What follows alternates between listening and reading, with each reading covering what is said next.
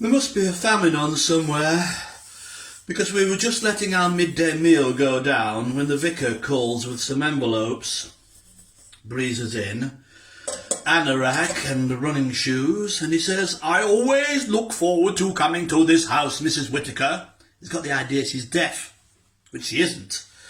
It's one of the few things she isn't. He says, "Do you know why? It's because you too remind me of Jesus and his mother."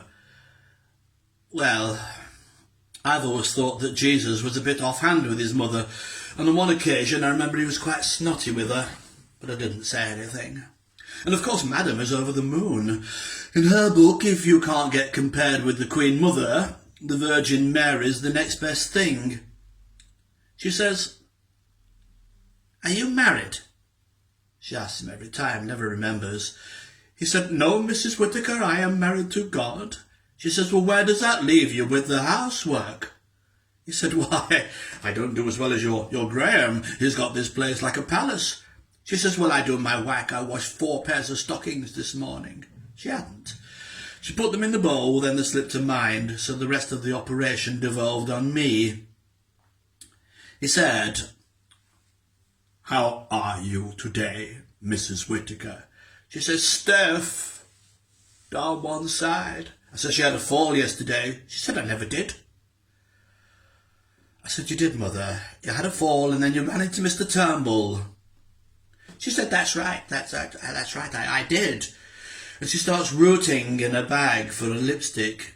She said, "That's one of them anoraki things, isn't it? They've gone out now, those. If you want to look like a man about town, you need to get yourself one of those continental quilts."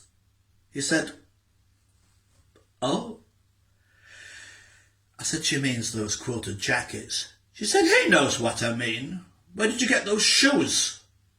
He said, "They're training shoes." She said, "Well, training for what? Oh, you're not fully qualified." He said, "If Jesus were alive today, Mrs. Whittaker, I think you'd find these were the type of shoes he would be wearing." Not if his mother had anything to do with it. She said she'd have him down Steadler Simpson's and she'd get him into some good brogues. Somebody was telling me the Italians make good shoes. The vicar takes this as his cue to start on about people who have no shoes at all and via this to the famine in Ethiopia. I fork out 50p, which he says will feed 6 families for a week. And she says, well, it would have brought me some quality street. When he's at the door, he says, "I take my hat off to you, Graham. I've got a mother myself." When I get back in, she said, "Vicar."